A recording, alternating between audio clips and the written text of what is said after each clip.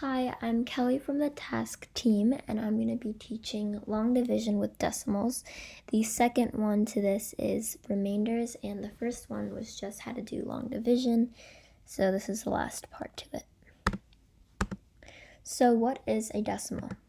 A decimal is smaller than a whole number. It is a fraction of a whole number. It allows us to have the most precise answer in terms of a division problem. It helps us have the most accurate answer possible when the answer can't just be a whole number. So, to explain further, when do we use decimals? When we divide a number and it can't be divided equally into a whole number, we switch to decimals. So this is just kind of a more accurate version of remainders. So let's try 78 divided by 5. So 5 goes into 7 once. 5 times 1 is 5. Subtract 7 minus 5, which is 2. Then you bring down the 8. 5 goes into 25 5 times. 5 times 5 is 25. And that subtracted is 3. So normally it'd be 5 remainder 3. But to actually see what the answer is to when 78 is split into 5 parts, we're going to use decimals because that helps us get the actual answer. So how do we do it? So let's just say we have 5 divided by 84. So just solve this normally. So 5 goes into 8 once. 5 times 1 is 5. Subtract that, it's 3, and then you bring down the 4, which is 34. 5 goes into 34 6 times, because 5 times 6 is 30. Subtract this, it's 4. And then, so after you have your remaining number, that's 4, you add a dot to your dividend and put it up to the quotient. So you put a dot here,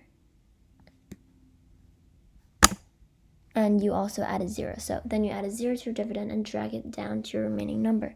So whenever you put the dot on top of here.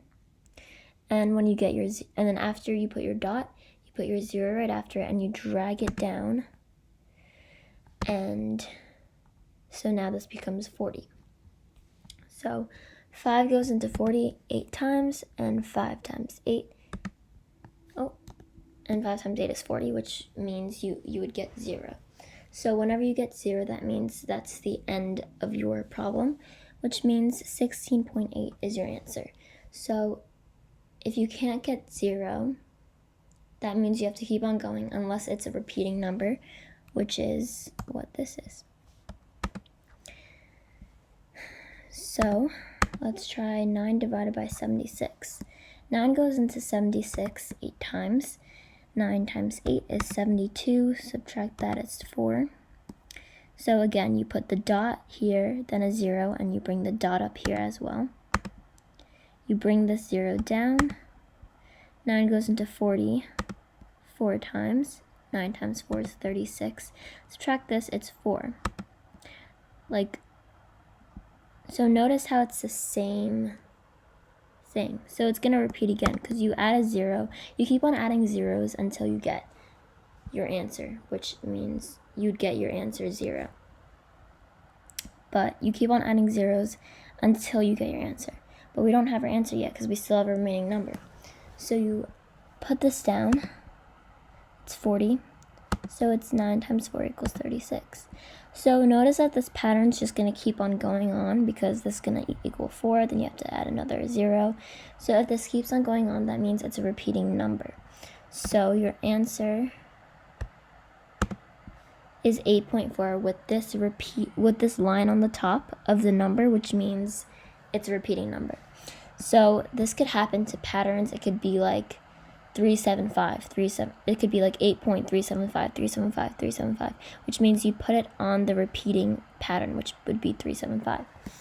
So, yeah, this is just for repeating numbers, and that's the end of this lesson. So, there are extra worksheets and an answer key for it, for this lesson. Thanks for watching.